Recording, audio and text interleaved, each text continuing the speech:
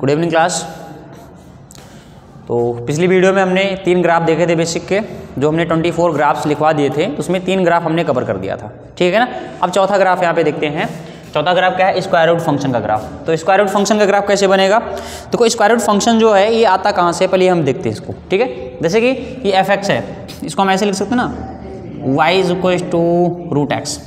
हो सकता है, ध्यान से देखिए, हमने एक चीज़ ये पढ़ी थी y² = x।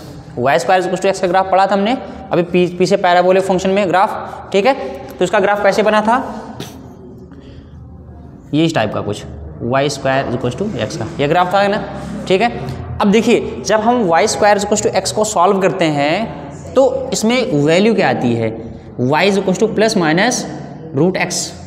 क्या ये इसका सोल्यूशन ही आता है कि नहीं? पहले बताइए, है कि नहीं? तो यहाँ पे अगर ध्यान से देखेंगे तो y की 2 वैल्यूज आ गई। एक क्या है? +x आ गया रूट में, और एक क्या आ जाएगा? -x रूट में। इतनी बात समझ में है कि नहीं?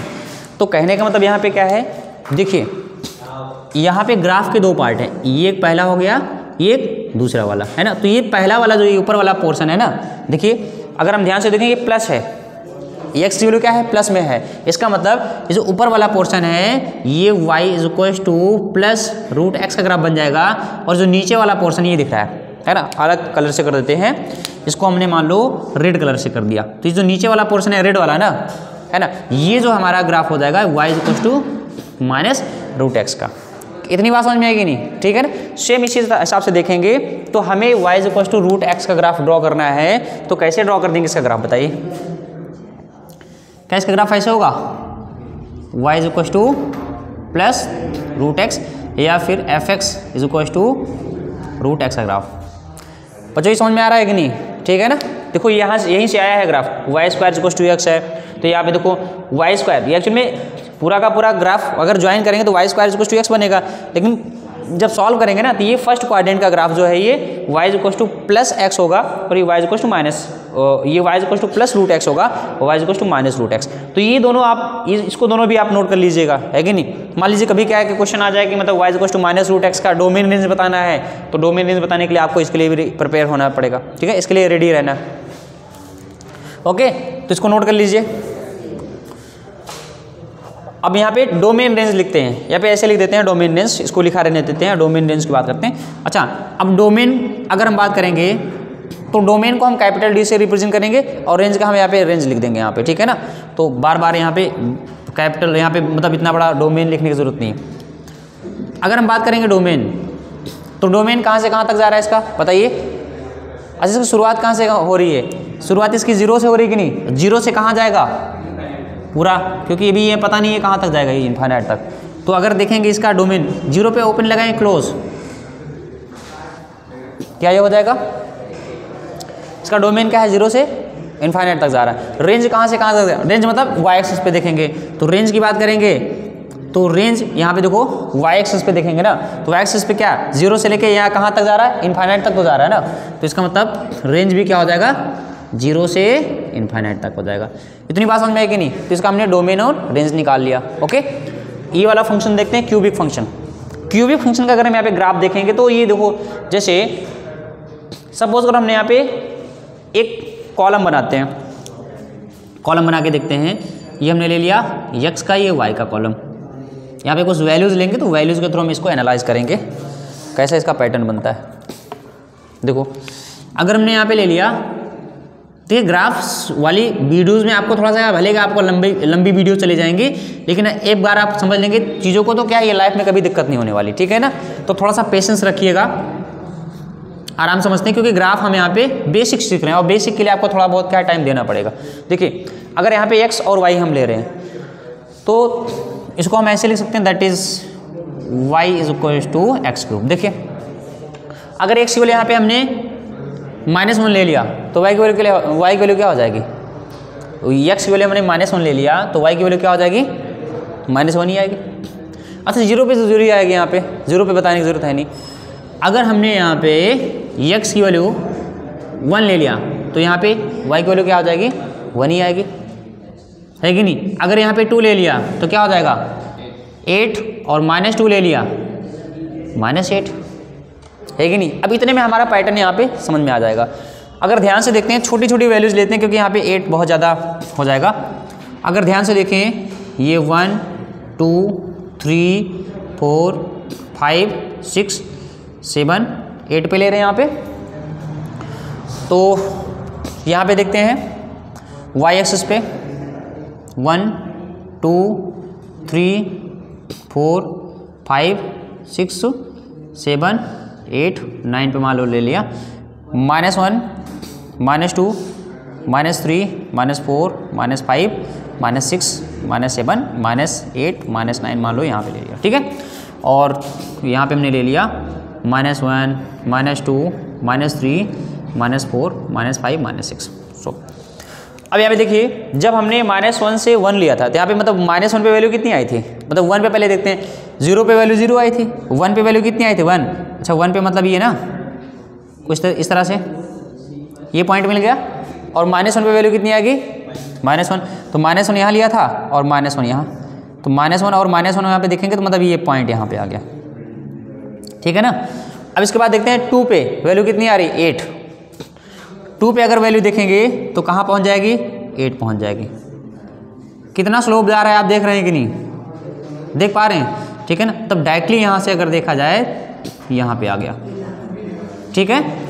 और अगर यहाँ पे देखेंगे -2 पे वैल्यू कितनी आ जाएगी -8, तो -2 पे वैल्यू कितनी आ जाएगी -8 पे, क्या ये वैल्यू यहाँ पे आएगी क्या, यहाँ के आसपास। इतनी बात समझ में आएगी नहीं, ठीक है। अब इन पॉइंट्स को आपस में क्या कराएंगे मिला देंगे तो हमारा ग्राफ बन जाएगा। अब ग्राफ कैसे बनने वाला है ध्यान से देखिएगा, यहाँ से ये हो जाएगा ऐसा, ठीक है। तो ये हमारा ग्राफ ऐसे बनने वाला है और ये ग्राफ जो है ये यहाँ से ऐसे चला जाएगा, टर्निंग यहाँ से होगी, ठीक है ना। इस तरह से ये वैल्यूज़ बढ़ती जाएंगी। This is the graph of y equals to, okay.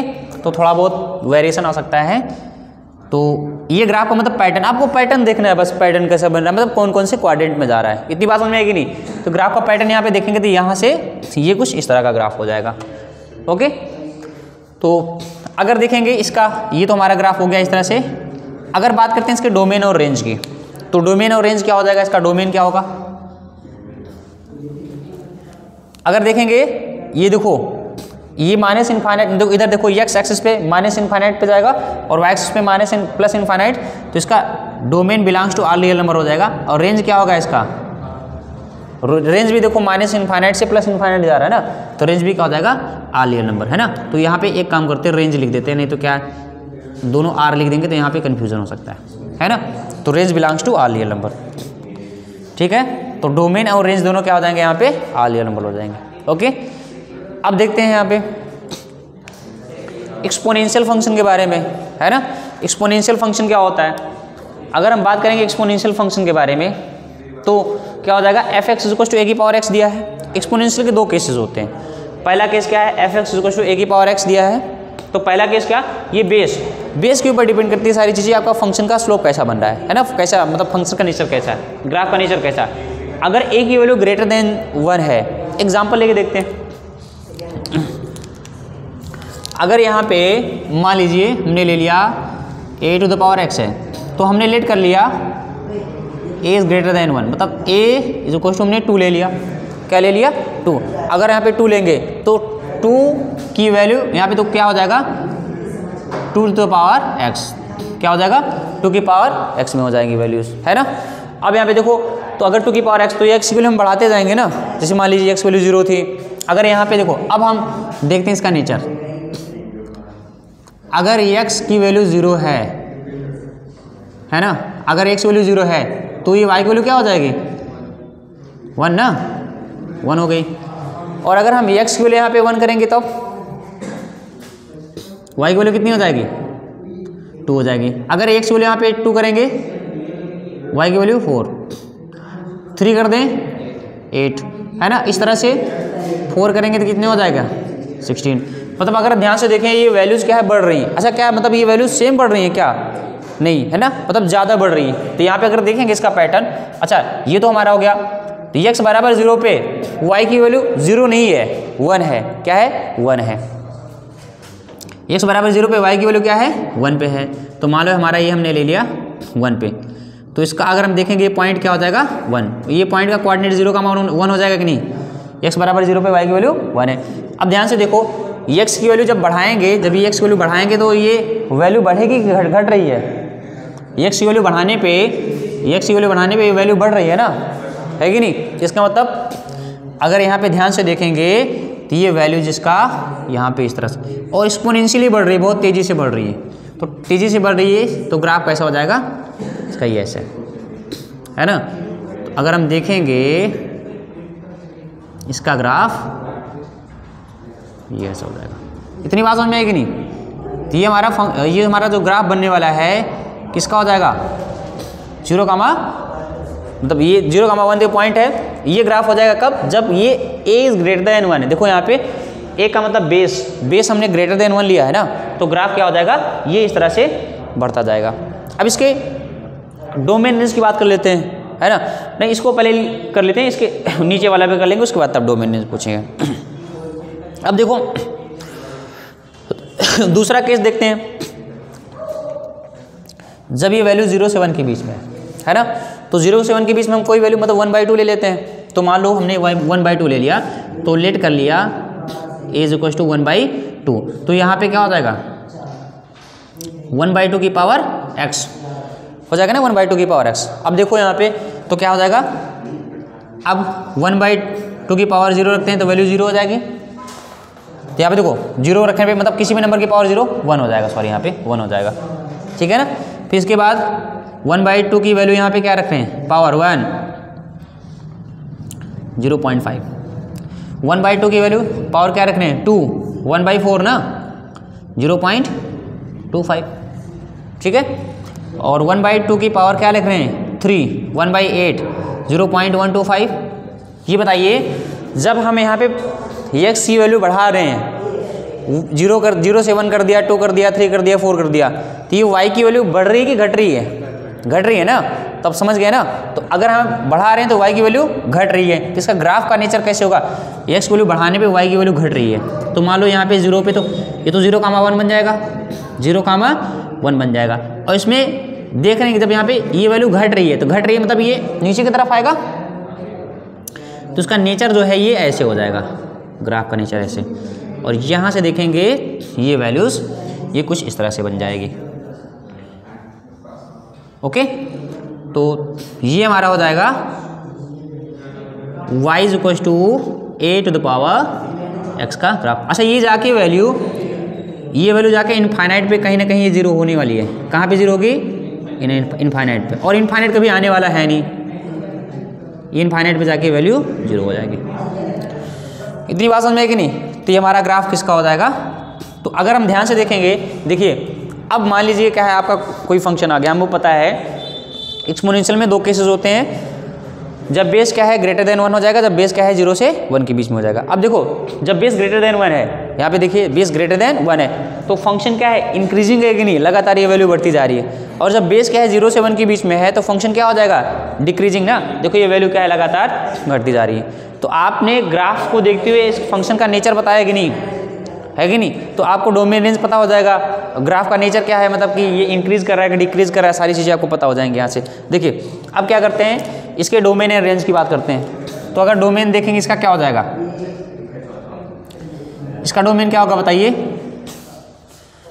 क्या ये माइनस इनफाइनाइट तक जाएगा और प्लस इनफाइनाइट, तो x belongs to all real number, मतलब कि डोमेन ऑल रियल नंबर हो जाएगा। रेंज की बात करेंगे, रेंज कहाँ से कहाँ तक होगा, 0 से बड़ा होगा और इनफाइनाइट से छोटा है ना। क्या 0 पे टच कर रहा है क्या ये, अगर 0 पे इसको x एक्सिस को टच कर रहा होता तब तो ठीक है, तो नहीं टच कर रहा है, इसका तो यहाँ पे क्या कौन सा ओपन ब्रैकेट क्लोज ओपन लगाएंगे, तो ये यहाँ पे ध्यान देने वाली बात है। आई बात समझ में कि नहीं। तो ये वैल्यूज जो आएंगी इसमें ऑलवेज 0 से बड़ी आएंगी, 0 के बराबर नहीं आने वाली है। इसके डोमेन रेंज की बात करिए,